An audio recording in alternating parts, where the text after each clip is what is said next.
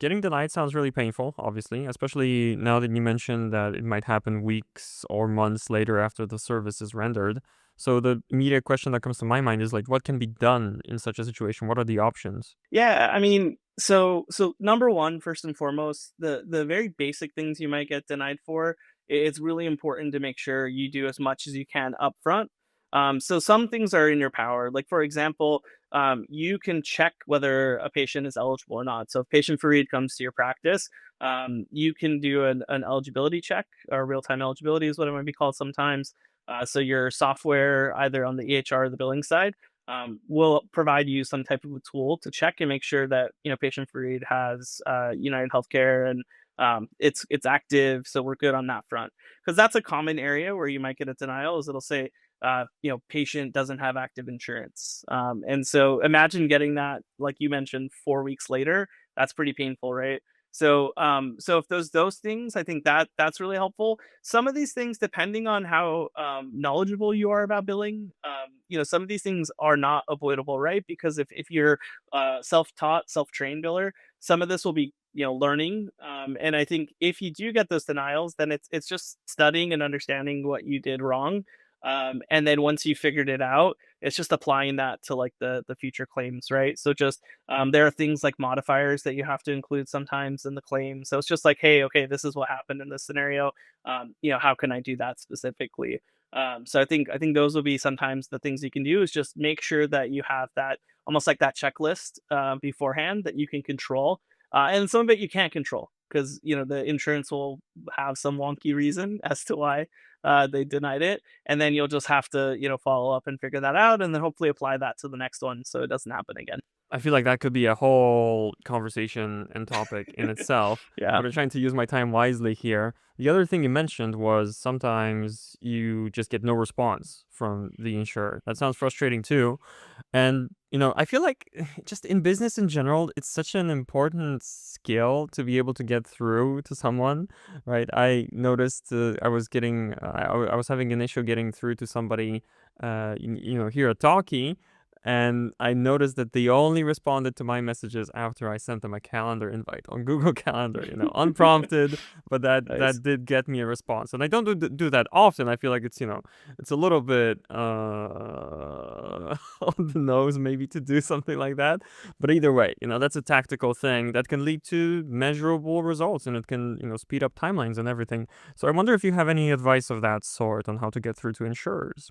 Yeah, I wish I had some type of a magic button on that. It's sometimes really hard, and I'll be honest, even I've experienced this. I've never actually billed, but there have been instances where I've definitely helped, in my various past roles, with like verifying stuff with insurers or whatever it might be. And honestly, a lot of it is just you have to kind of follow up and go through and kind of do it from that perspective. I would say, taking a step back just to talk about no response for a second. No response claims are very frustrating, and they're actually can in some cases be quite problematic. So effectively, what happens in this scenario is that you get no response even though they received your claim, and it's kind of on you to really make sure that you are aware of what's been no response. So the ways that you can kind of do that are, number one, your billing software often will have things like reports that are called open AR or accounts receivable. So one, it's stay on top of those things. Like going back to the very beginning of this conversation, I mentioned KPIs. So open AR over certain days. That's another great idea of a KPI, is accounts receivable over 60 days or 90 days. How much do you have there? Because if you have a lot, that's concerning and problematic if you have a lot of accounts receivable over 90 days, because the older your accounts receivable is, it's infinitely more harder to kind of collect on that. So imagine if you had like 100% collectible, and every time it goes older and older, that percentage probably goes down more and more, the possibility of you actually collecting on that. So keep an eye on those things just to make sure you, one, understand where all my open claims that have been non-responsive.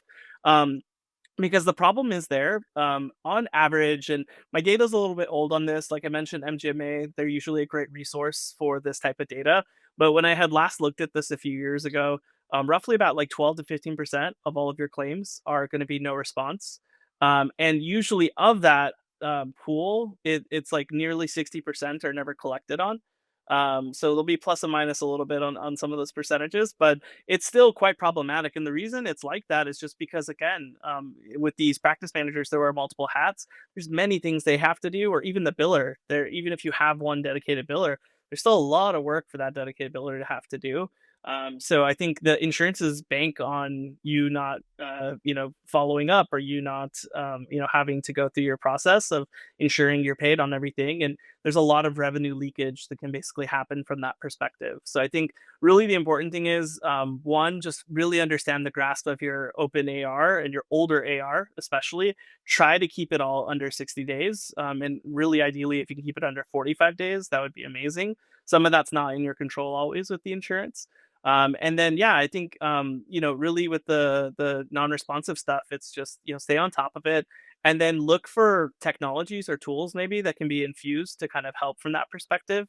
I think that's where AI, we can talk about that later, obviously, but I think AI could play a really huge role in that specifically, is kind of helping with some of those remedial tasks.